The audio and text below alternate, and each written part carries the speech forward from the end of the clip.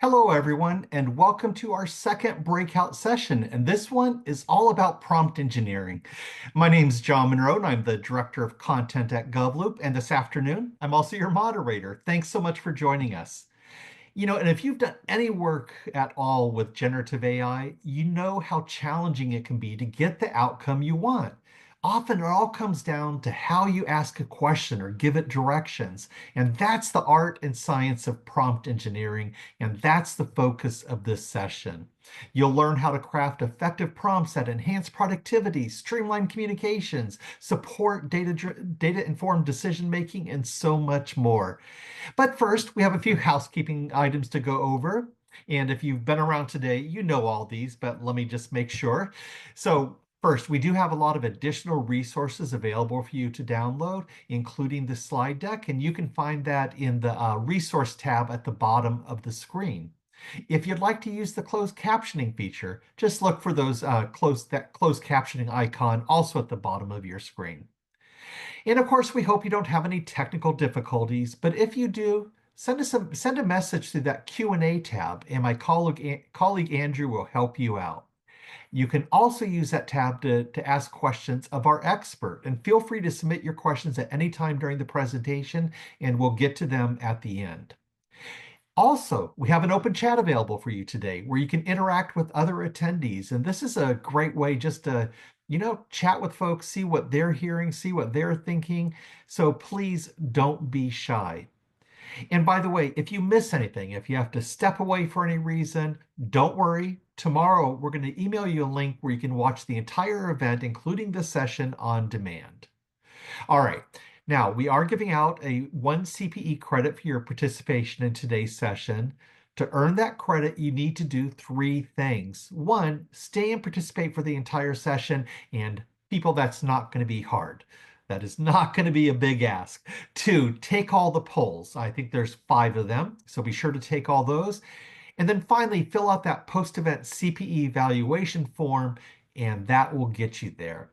And you can find that CPE evaluation form in the resource module of the console here, or in the resource center in the main environment. And all CPEs will be emailed to you directly once we've confirmed that you've met all those requirements.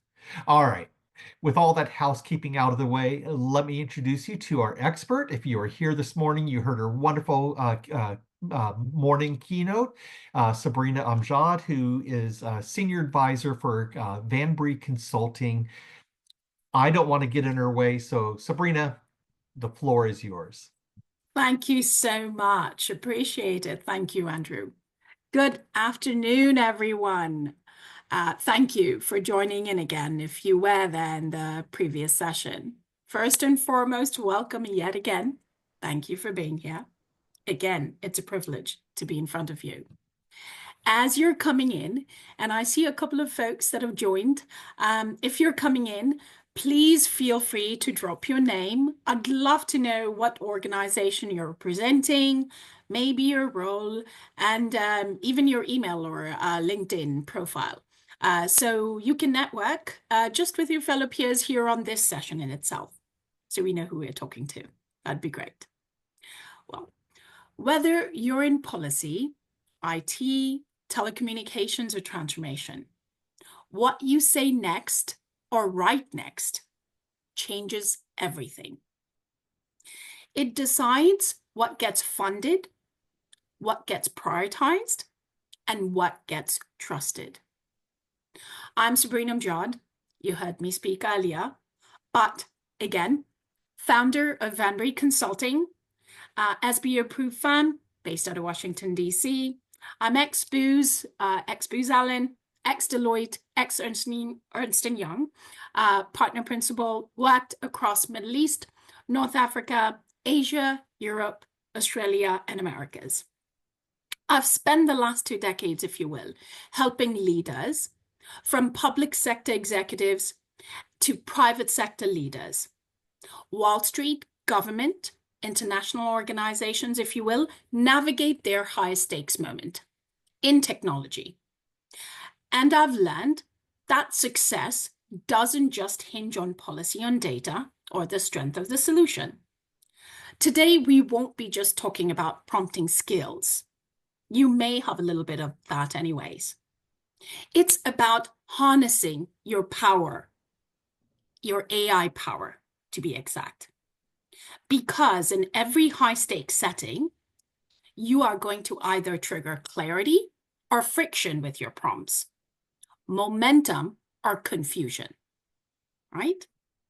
So let's get into it. Okay. So just as a quick snapshot at the 10,000 foot view, this is where AI spend is right now. As it stands in the industry, 65% of organizations worldwide are using AI, and that number is increasing every day. That is $644 billion will be spent by the end of this year on just AI alone. Investments, net new, if you will. Out of that, 75% of executives, out of that $644 billion spent, the C-suites of that $644 billion, 75% of that are hoping to see disruption happen within the next 3 years. What does that mean? They want to become the most innovative, the most cost optimized, the best of the best. Is that you? Is that part of your organization right now? This tells us something, right? This tells us AI is no longer an experiment. It is operational, and it's here to stay, like it or not. As a matter of fact, AI is becoming that default layer in every government tech stack. So let's pause. Here's a question that I have that I want to hear from you. Andrew, over to you, if you will.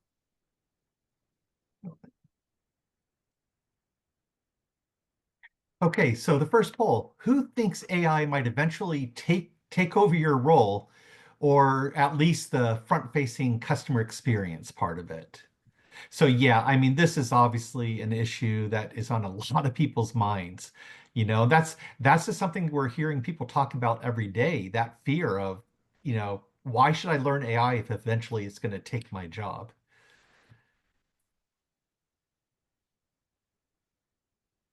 And it's such an interesting topic, right, John? Because we want to know if AI is taking over your role. I've had so many things from so many different people in terms of that front-facing customer experience, especially maybe your middle management. But Yes. what are your thoughts around it? It's It's interesting. I think we're in that phase now where we're going to learn what AI really can do. We're beginning to see that. And it Mhm. really does seem like for a lot of jobs, it really is just about augmenting. It's going to raise the bar in what's expected in terms of productivity and in terms of quality of work. Mhm. But, I think in a lot of government jobs, it's not about eliminating jobs. It's just about being able to do work more effectively and quickly. Right. That's what And we're hearing. absolutely. And John, not to give the answer, if there's no right answer, it's what you're thinking is what we want to know. But not my role, but others, yes. That's interesting. That's interesting. Let me tell you this, because I speak about this as a separate, I do this speaking engagements, we talk about it. Humanizing AI has to sit on top of your layer. The human element can never go away. Doesn't matter if you're midline or frontline. We can talk about it offline. Ping me on a LinkedIn, we'll talk about it. But moving on, if you will. So to that, we could, sorry, I'm having some technical difficulties. Oh my goodness. Yeah, there we go. Okay, sorry. I think we got it. Yes, there we are. Okay, so why me? Let me tell you a little bit about myself. Let me take a moment to ground this conversation in where I've been and why this conversation around AI is matters now more than ever. Okay. I started in Washington, D.C., supporting federal agencies navigating waves of shifting mandates. You may have heard this previously if you were early in the morning.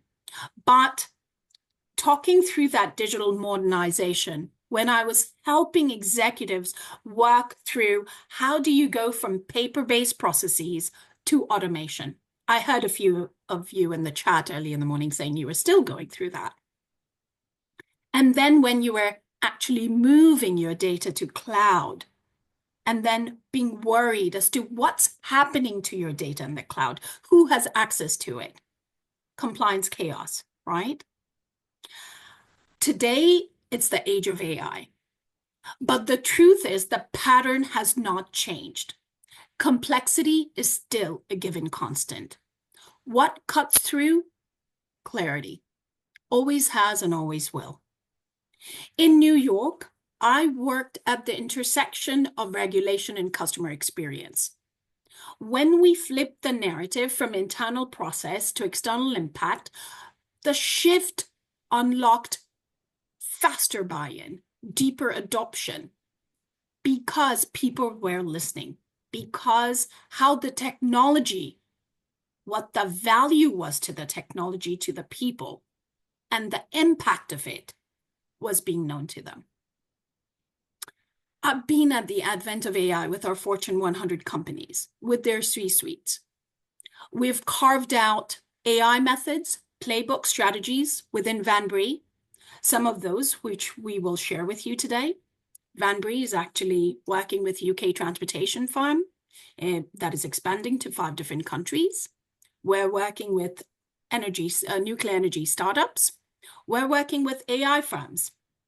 Everywhere we have these playbooks and scorecards, which, by the way, we will share with you later on as we go down into this presentation as to what that could mean for you. Across every region I've worked, from the Department of Veterans Affairs to the Justice Modernization efforts, to Australia and to Europe, the pattern has been the same. Impact will always follow when the technology and the story got sharper. So the story has to get sharp in order for the impact to really follow. So that's what today is about, giving you tools to sharpen your prompts and understand how AI can either help or hinder you. Let's get into it. Let's talk about the command prompt, or the death of it, if you will. The death of the command prompt.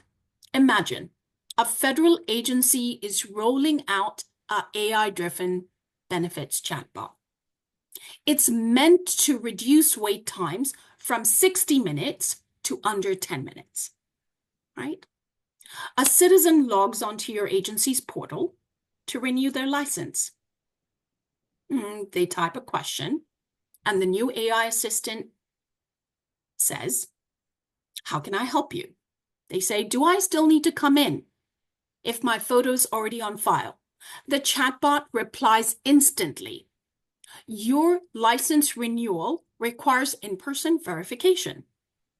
Accurate?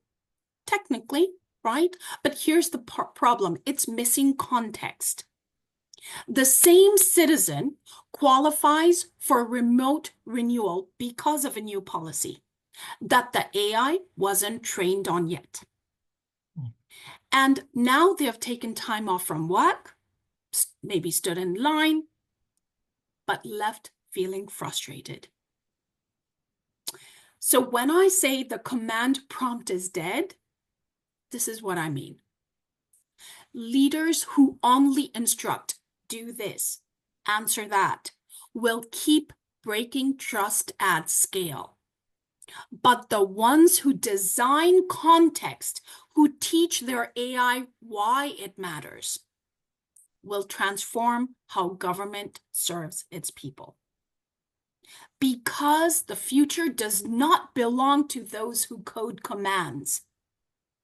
It belongs to those who can tell the system what to do and how to think. So the prompt. What is your prompt? Your prompt is in fact is your policy instrument. Let's think about this. Every time you write an AI prompt, right? You're just not giving instruction. You're making a decision. It's what you choose to include and what you choose to leave out. Let's make that real. Imagine you're prompting an AI to shortlist resumes for our open position. Right? If you say, find the top 10 candidates based on experience, you've just told the machine what to value. Experience, merit, right? But experience over potential.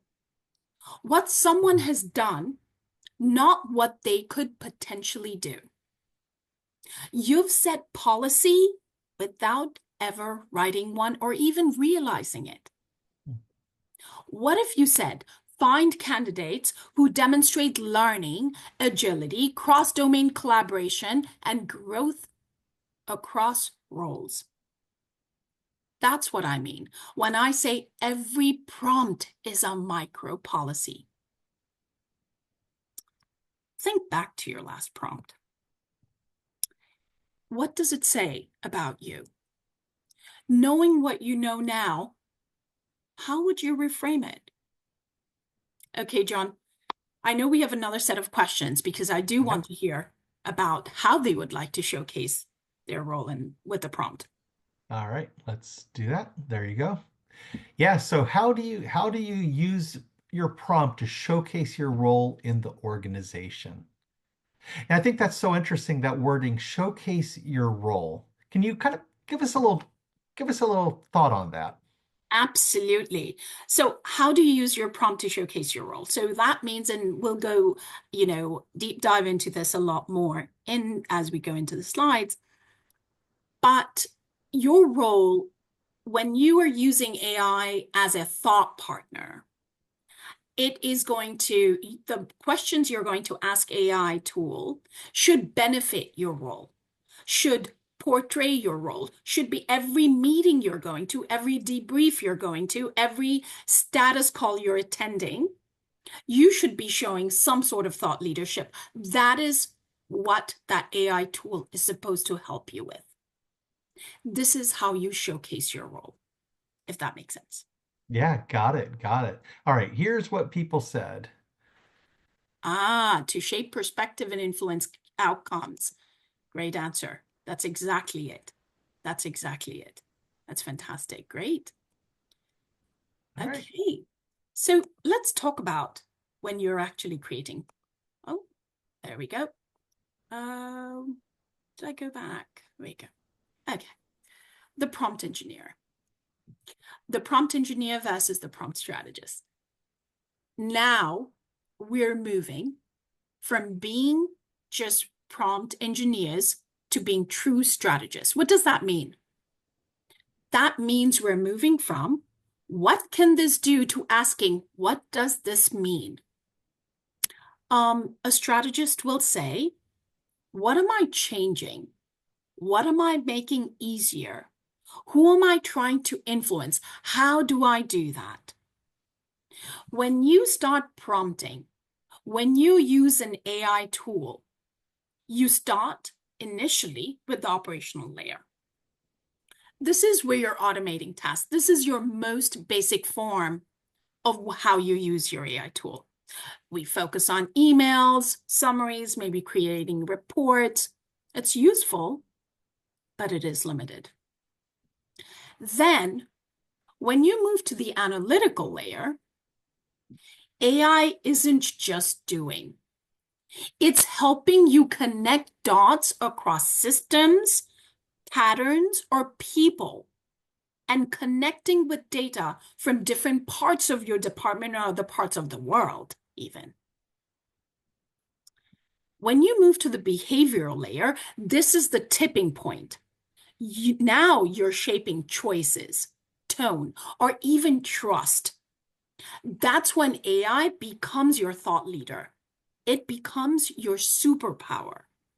When you have reached that transformational layer, This is that top of the curve. You're no longer saying, let's do this. You're asking, should we even be doing this in the first place? What's the impact? How will this impact me and my organization? Now you're thinking like a strategist, someone who uses prompts to move missions, not just tasks, right? So you may be thinking, well, Sabrina, this is great, but how do I do it? Is there a prompt formula maybe?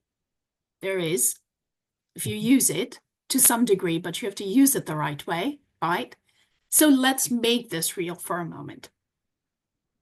So a weak prompt may be draft an update for employees about the temporary service delay, right? We have the government shutdown. What you may get back, excuse me, what you may get back is a basic generic paragraph. I know I've gone to a lot of websites, government websites, and I see the red banners. Very generic there, if you will, right? Basic. What about if you prompted, excuse me, you are the communications director for a federal agency. Draft an internal message to all employees about the temporary service pause in a calm but transparent manner, under 200 words. Explain what's happening, what employees should expect, and one way the agency is going to continue to support them. What did you just do? You've defined your role. The AI is now going to work as a communications director. You've set perspective, right? Intent. You've asked it to draft an internal message. You've told it what it needs to do. You've set context, all employees about a service pause. You've told who it's going to be serving and who the message should be targeted at. The tone. You've set the tone to be calm but transparent, meaning you've guided how it should sound when it's being written out. And then the outcome. You've said for it to be explain, guide, reassure. You've framed it so that this is what leadership within your organization, the leadership clarity would look like. If your intent isn't clear, your results won't be either. Every prompt you carry, it carries your tone, your values, your intent, even your bias.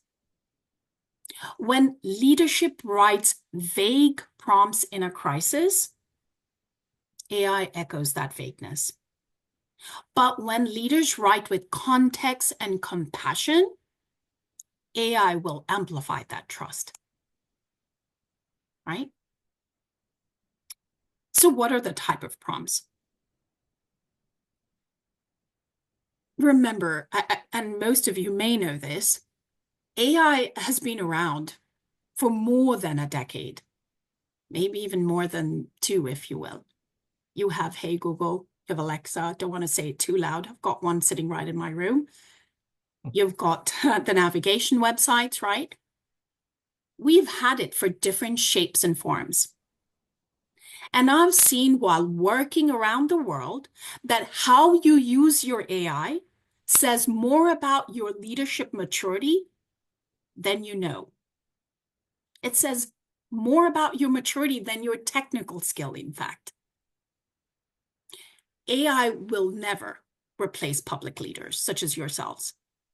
It's not set up to do that, but what it will reveal, which ones know how to think globally, but act locally.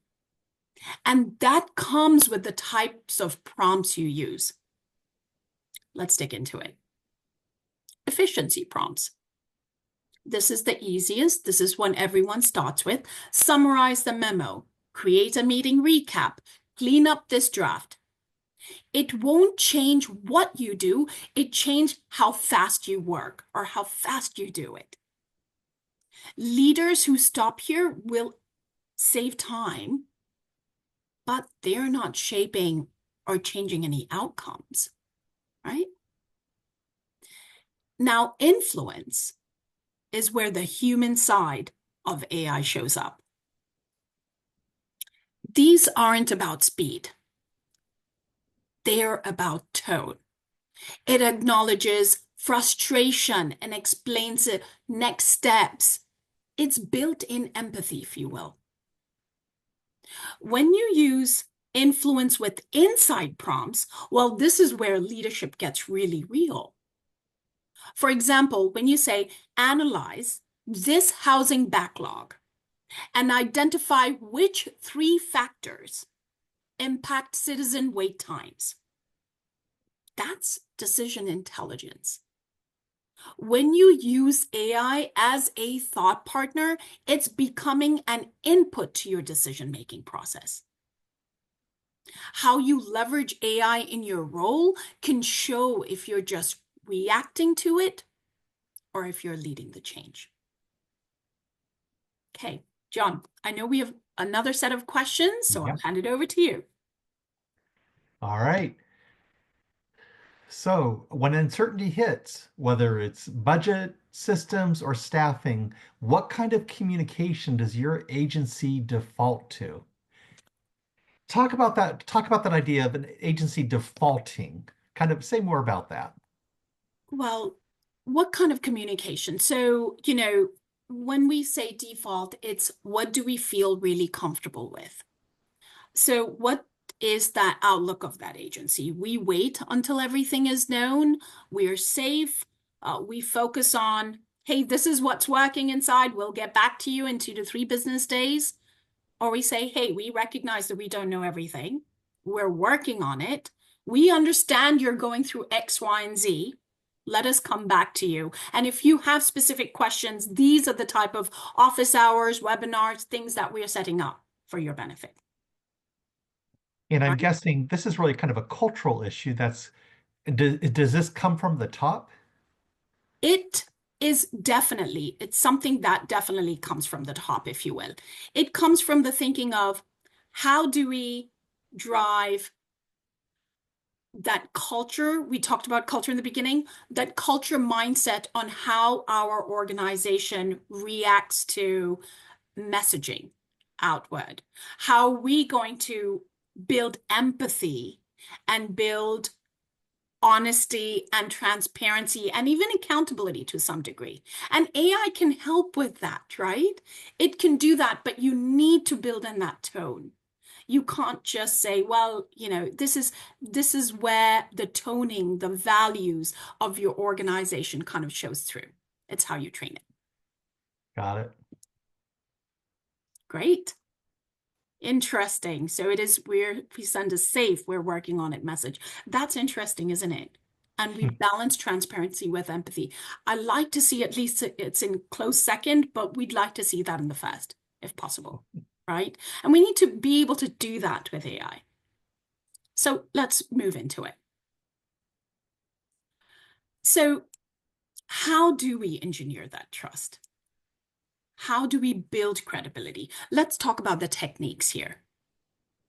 So for the first technique, we start with transparency. When you craft a prompt, you're just not instructing. You're setting off a traceable sequence of influence. Think about it. What if your prompt was being audited tomorrow?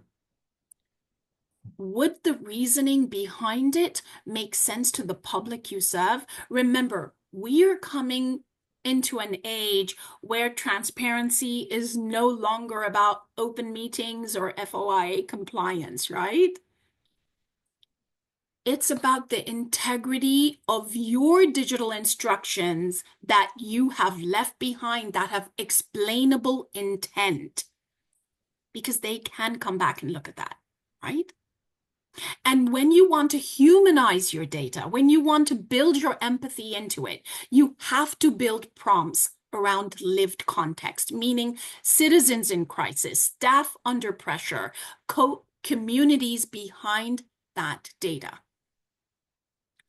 If you don't include them, your output becomes gray, sterile, if you will. AI can't feel context. You are the human interface. You deal with the stress and strategy, right, of humans, while it can help you grow and scale. Every well-framed question you ask or you teach AI how to use, every bias, every ethics, you will then help drive strategy of that AI through your lens, right? And when you anchor to evidence, you're teaching AI discipline. AI just doesn't learn from data, it learns from your discipline. The discipline to pause before they ask, the discipline to check all sources, the discipline to explain the why of it. The more you do it, the more the AI tool is learning from you. What does that mean when you bring that into the mix for the first time? What does that mean for you? Are you already doing it? Let me know in the chat. I'd love to know. And then let's move on to the second technique. Our second technique. Train your model. Please train your model. Bringing AI into your organization, think of it as like hiring that new staff member, newbie, right? If you don't train that employee in your agency's values, policies, expectations from day one, they will develop their own habits. And soon you're cleaning up after their mistakes or adjusting workflows around their quirks. Has that happened to you? Likewise, an AI system left to train itself, and whatever data it finds will absorb biases and potentially harmful patterns. For example, a recruiting algorithm at a major company, right, taught itself to prefer male candidates by ingesting past hiring data. This was in Australia, by the way. The company had to scrap the entire recruiting effort, had to scrap all the resumes because they realized it was penalizing and punishing women because it was all based on past male data. When you design for consequence, decide early which decisions AI is allowed to make by itself and where human review, i.e. your review, is non-negotiable. Don't ask, summarize this report. Ask, what are the 3 things that mirrors our agency's values that could change a customer's experience if acted on tomorrow? That single shift could move AI from being a note taker to your decision partner. And for your ethics, remember, if you're asking AI to rank or prioritize, have you told it based on what values? What are your values as it pertains to your role? Is it fairness? Is it cost? Is it risk? Is it equity? What is it? And my favorite one, interrupt automation bias. I'll tell you a story here. Have you ever tried asking your AI for an opinion, right? It never disagrees. It never hesitates. As a matter of fact, it just cheers you on. It's the biggest yes man that you can have in your life, I feel like. I remember typing once, I'm thinking about going for a walk in the rain with my umbrella, planning to do 10,000 steps at 4 miles an hour. Will it still count as a workout? I hadn't gone to Orange Theory that day. And it replied, it's inspiring to see such motivation that you have for your health. Being that it's thundering outside, you're really braving the elements. Go for it. I thought I wasn't climbing Everest. I was just walking to get some steps in. That's the problem. The machine doesn't know the difference between flattery and reflection. It's trained to affirm, not to assess. That's the trap. AI doesn't challenge you. It mirrors your confidence and then some more. The machine never doubts itself, so you have to teach it on how to pause. Before accepting any answer, prompt again. What am I missing? What might I be missing right now? Or if you're acting as a stakeholder who's going to be looking at this report or question, what else would they be looking for? That's not a trick. It's a training the model and your brain to think like a public agent versus a passive consumer. Okay, John, back to you. I know we've got another set of questions for the audience, if you will. All right. So, what should success look like when governments, invest in AI? And I'm guessing this is quite the issue right now because I know, especially at the federal level, there is such a big push to invest in AI. And now the question is, and what are we doing with that? That is so true. And John, we will talk about investing in AI and what that scorecard sort of looks like.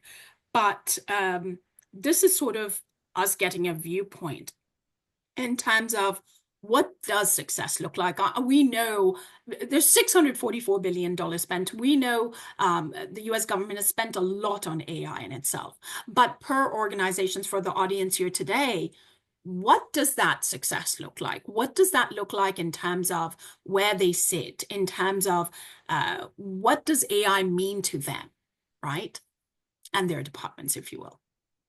I did hear one CIO say that an AI application should meet one of three criteria: increase the speed of delivery of service, increase the quality of service, or increase the effectiveness of service. And if it's Mm. not doing those three things, it's a waste of money. Oh my goodness. What a great way to put it. What a great way to put it. Oh, all of the above, but track through a transparent scorecard. Oh, I love it. I love that. That's great. Okay. So let's talk about the investment scorecard. What does that look like for you? I want to know. Okay. The AI investment scorecard. 5 questions to ask. So at Van Bree, we work with executive teams, right? We said we're working globally, worldwide, Asia, Europe, elsewhere. We have developed a robust AI readiness scorecard to help you do just that. Organizations are buying tools faster than they're activating them. You know that, I know that. Remember that $644 billion spent? They're investing it in AI, but they haven't tied it to real behavior change. Or worse, they have launched tools no one uses because no one was aligned on what success actually looked like. So what you're seeing here, this version, this is a streamlined version. We have a robust playbook. This is a fast filter on what that we use in our global boardrooms, budget meetings, cross-functional working sessions with our C-suites, if we will. We are working, for example, as I've mentioned, the transportation sector, nuclear energy, and other places. But let's break it down as to what we talk about. Before we even talk about dashboards on automation, we need to ask, what behavior are we changing? Would the AI tool help the staff make better decisions? Are we trying to change how citizens engage with services or how quickly a process moves through a department? That's one of the key things. Before you invest in AI, your business case should be looking at what are you trying to change? And then the second part of it, how will this tool create value? Is it time? Is it insight? Is it trust? If it's not creating leverage for you or the organization, are you just layering technology on top of bureaucracy? Right? And then timeline. What are you planning to do with it in 30 days, 60 days, 90 days? What are the objectives set for this AI tool to accomplish by the end of this year? What does that look like? And the last but not least, ownership. Who owns the implementation and outcome? Is it IT? Is it your department? Is it cross-collaboration? Is it cross-functional? Let me tell you, this is where most pilots die of AI. Everyone is excited to use AI. No one is accountable. If you don't have one head, one person, one accountable being in front of that AI tool, it won't go very far. It'll die, right? So then we come into, if you have made the investments, which you probably have, is your AI strategic or a money pit? After the investments die down, let's figure out where your investments stand. Again, back to that $644 billion and the 75% C-suites that are looking to become disruptors, right? Let's be honest, this is the slide where most leaders, at least in my experience, start to feel a little bit nervous. Because many of you have already invested in AI, but aren't sure if it's working, or if it's working, it's not scaling. So what does that mean for you? Here's what we are seeing across sectors. AI has become a checkbox, not a strategy. It's following what everyone else is doing. It's the new shiny bell, and you have to have it because everyone else has it. That's a money pit. There's more spend than success, right? And leaders are being asked to scale tools that haven't proven traction. These are things that are going to be really, really hard-hitting for you when you look at your business case. So what are the red flags? It's solving no real problems. It's just chasing headlines. You have just your AI tool just as a checkbox. There's no adoption across the road, no understanding, limited collaboration and visibility. Second, it's chasing vanity metrics instead of true behavior change, where you're maybe looking at, is it made it faster for your customers? Maybe there's an adoption of a licensing process. You're observing the numbers of likes and views on your chatbot. Those are vanity metrics. They have no true value to them. And then the third red flag, it's fragmented, it's siloed. Your AI tool is disconnected from your core missions. There's no cross-collaboration, limited understanding, if anything, of how to use it within your role or even your departments. And this is the one that makes or breaks it. It's often owned by IT, the tech department, with no tie to the departments who co-leads it, who needs to identify its tone, its voice, its bias. Every organization comes with bias, so the AI tool needs to be really trained on the bias and tone itself. So every organization has to have an accountable party in addition to that IT person, right? So what do your green flags look like? This is what strategic AI is. It improves your mission delivery, not just metrics. The investment is tied to no real public outcome, to real public outcome. You're getting faster permits. You're getting safer streets, cleaner data, maybe better citizenship experience. It is treated as a management responsibility, not a software project. Your AI tool sits with you on your performance reviews, not your procurement lists. It makes the decisions with you, or at least helps you, and it's trained on your brand. It's trained on your tone. It's trained on your values, right? And the third part of it, it's trained on your agency's data. Models are built on your data, on your lived-in context, your casework, not borrowed benchmark or generic use cases from around the world. That doesn't help anyone. It doesn't pertain back to your organization. Also, is it producing measurable public lift, meaning in terms of time, trust, or transparency, something a citizen would actually notice? And critically, is it backed by an adoption plan, not just a launch date? Does everyone know their role, what they have to learn, how to adopt the role, and what it means for them? What does that look like? Okay, so what does adoption look like?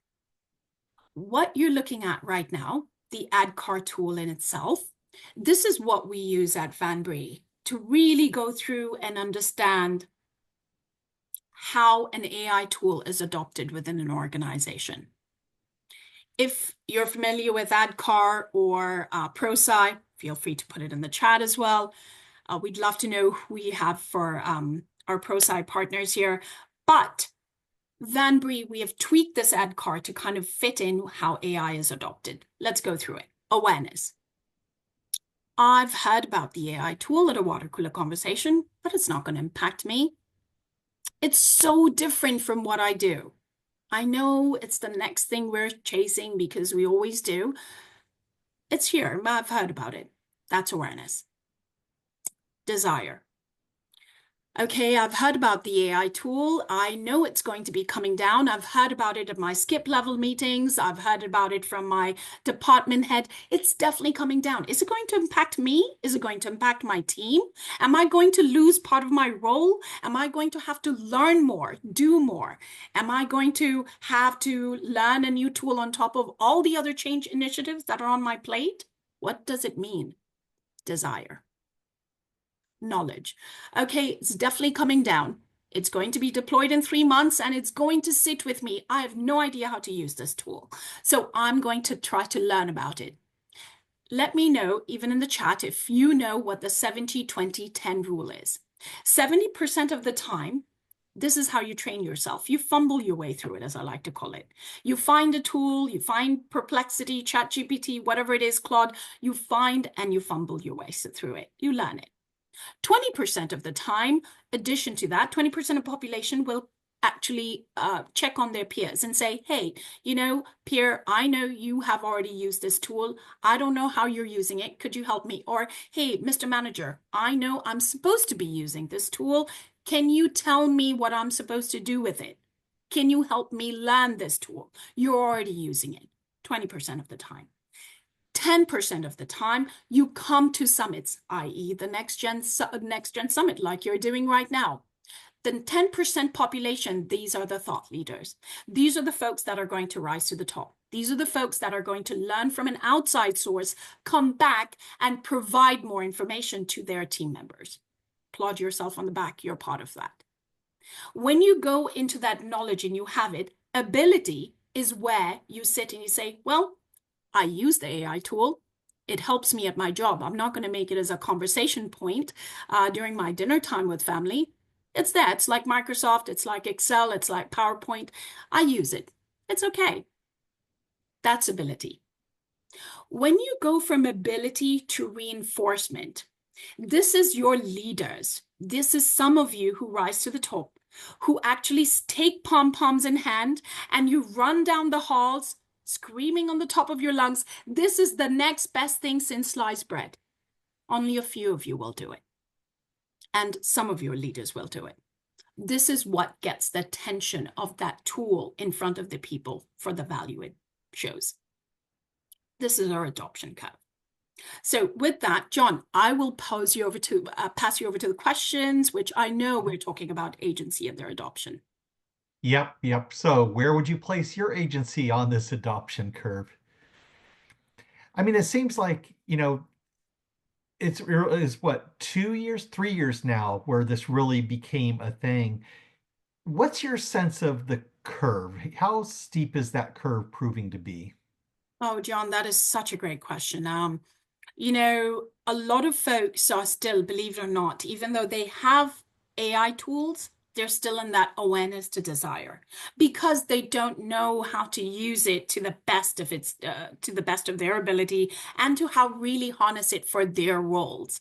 I go back to the culture side of it. You need to have leadership to say, hey, use it to benefit yourself, to come back and give us information that makes sense. So it's also the parameters you're learning in. It's also being inquisitive and being curious enough to go out and want to learn more about it. But being worried or scared about it won't do anything, right? I think we need to kind of take that stance to go from awareness to desire to saying, okay, it is going to be here. If I'm not impacted today, I will be impacted about it tomorrow. How can I learn more about it? I will say, we recently did a poll of our community, and Mhm. one question we asked them was, do you feel like you have enough training to use the Mhm. tools effectively? And the majority of people said no, that they really need to get more training, that they don't really feel confident using the tools. So that was a very interesting Goodness. finding. Oh my goodness. Right. There you go. There you go. So, all right, here's the Still results. exploring, we're learning what's possible. I believe that's within awareness and desire. If you're more than that, or if any of you are at the reinforcement or even ability, please drop it in the comments. I'd love to see that if it's in the chat. That would be fantastic to see. Okay. Okay. Perfect. So as we move forward, so you may be asking, well, how do you move leaders? Well, Sabrina, you've talked about a lot of prompts, formulas, techniques, information. Does this really work? Does this adoption methodology really work? I'll tell you this. We are, Vanbury, if you will, is not in the business of making slides. We are in the business of making decisions stick, using the methodologies and the scorecards and the thinking that we've provided to you, as well as what's on our website, which is free to download, by the way, vanburyllc.com. We've had 92% of leadership re-engage in terms of understanding the intent of AI, understanding how it's going to help them and how it's going to move them forward. What that means is the 6 times faster in decision making. So from their baseline, every opportunity, every project, every global aspect that we've been part of, where we've been part of that, working as advisors next to that board, we have seen that decision uptick because leaders were more engaged. And then this is the most fabulous number for ourselves. It's getting that $38 million funding from Gridlock. So what that means is not through lobbying, not through, hey, there's a risk and we need to really spend money on this now. It was really getting to understanding the value of the tool, leaning in and saying, let's spend it because we can see the value go forward. $38 million. For us, those are just not numbers and not just project successes. That was transformational. And we hope you can do that too, right?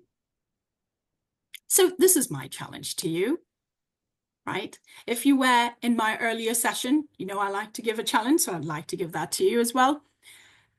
So when you walk into your next meeting, when the government reopens, if you will, maybe start using AI. Do this, pick one process, build a prompt based on clarity using your organization's bias, your tone, and or evidence framing, and then try sharing and pushing that information out to various groups.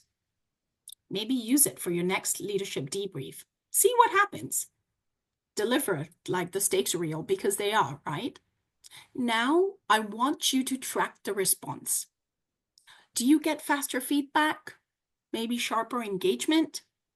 Do you get maybe a quicker decision? Even a single head nod or pause means that you've hit the mark, or at least you're in the right direction. Because here's the truth. These methods and tools only work if you use them.